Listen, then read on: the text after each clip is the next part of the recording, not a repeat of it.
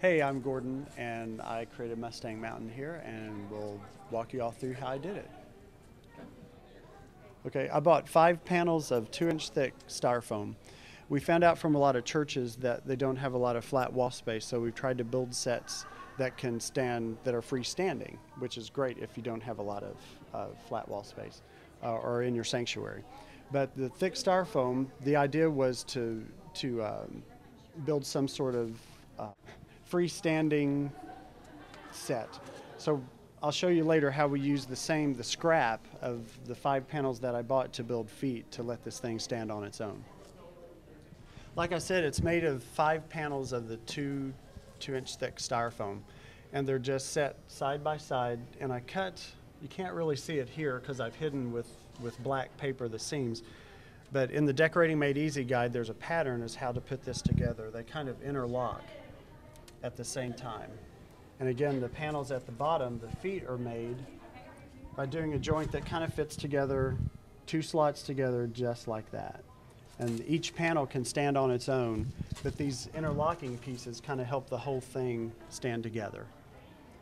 Once you get it all set up, you'll need to, on the big seams where the big panels meet, you'll need to cover it with black paper and just duct tape it on the back. That way light won't go through from the back to the front, and when you look at it from the front, you won't notice those big seams. The whole idea was to not make it look like 5 panels, but to make it look like one big panel. If you look real close, you can see the 5 panels. Like, here's the first panel. Here's the second panel. The third panel's actually down here, but it's thinner right here. These are the main seams. The fourth panel, and the 5th panel. And like I said, all this scrap up here was what I used to make the feet. When you're cutting the feet, again, you can look in the Decorating Made Easy guide. You need to allow about 1 foot in the front all the way down so you can attach the trees in the front. That's made out of that thinner foam that we use for all the other sets and stuff. Also, if you have a church that has a lot of steps, this is great because it's really light and easy to carry. The next thing I did after I set this up in my living room, which was great because I cut this all out with a jigsaw.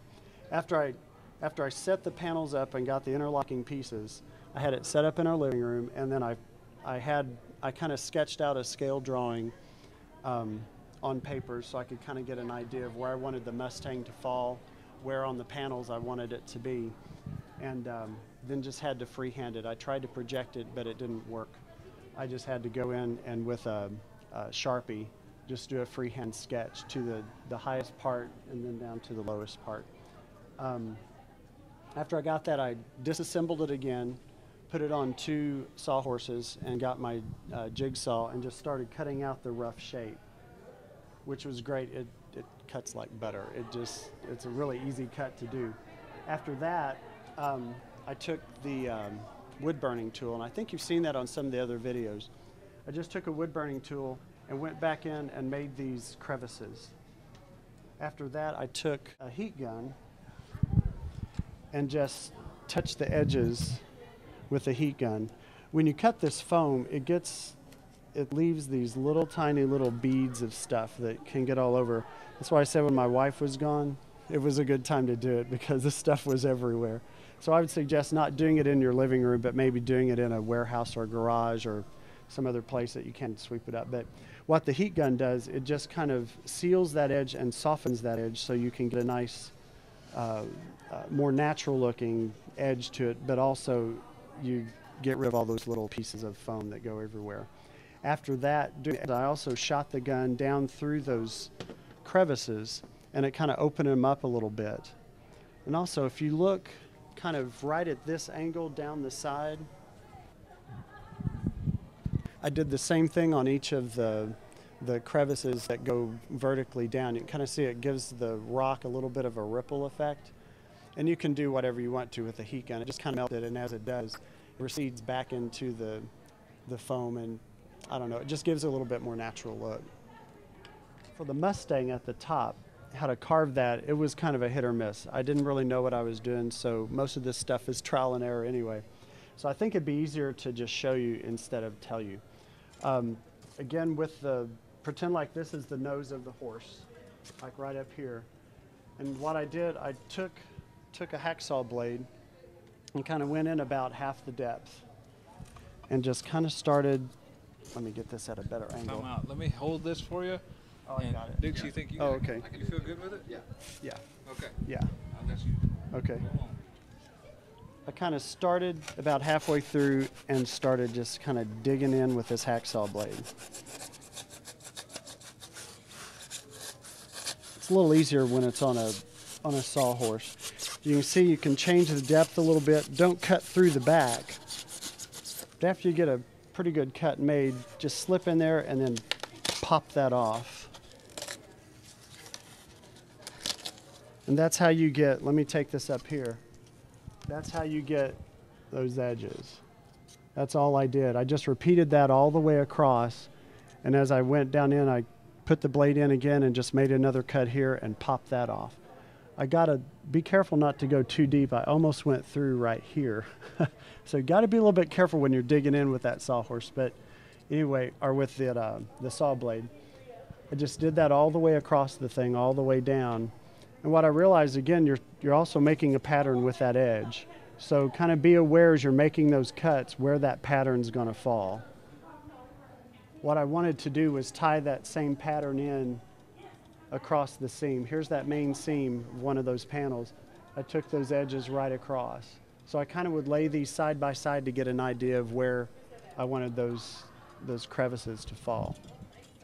After that, to paint it, I put a sealer on this like a kilt. I thought maybe that would fill in some of the little holes, but it doesn't really matter. You can just start pouring latex paint on it and just rollering it. It did help a little bit, but actually since this is rock, the little pits and stuff kind of look cool. I did lay this flat in the warehouse and just poured the paint on and then rolled on the brown. For the blue part, I took a dark blue paint and painted down in all the cracks, even these cracks. Actually, I did that before I painted the brown. After I painted that dark blue, then I poured the brown on, painted that.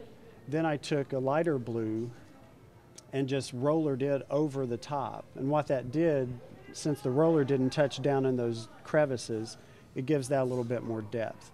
I went back then with a smaller brush and just touched on some little highlight stuff. And then for the snow, that's just, again, latex house paint. I didn't get a drippy brush. I kind of would dip the brush in the paint and knock it off on some cardboard and then just raked it over the top in this direction. And what that does, it catches those crevices again. And you can do that to your own liking. You can put more snow on it. I just put snow across the top, not on this area, just to give, again, a sense of depth to here. And this is outlined, again, in the Decorating Made Easy book, but if this foot is different than that foot, your trees aren't going to set at a nice straight line down through here.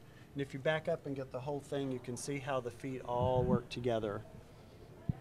After they're painted, you can either use the double stick Velcro or just duct tape balls and stick those up there, paint them to your liking. You can add more trees on the front. If you want to get real artistic, you can paint all the trees in, but actually from a stage, you know, just a little bit of variation in color is good and gives you the depth that you need for a stage. So there you go. Enjoy Mustang Mountain.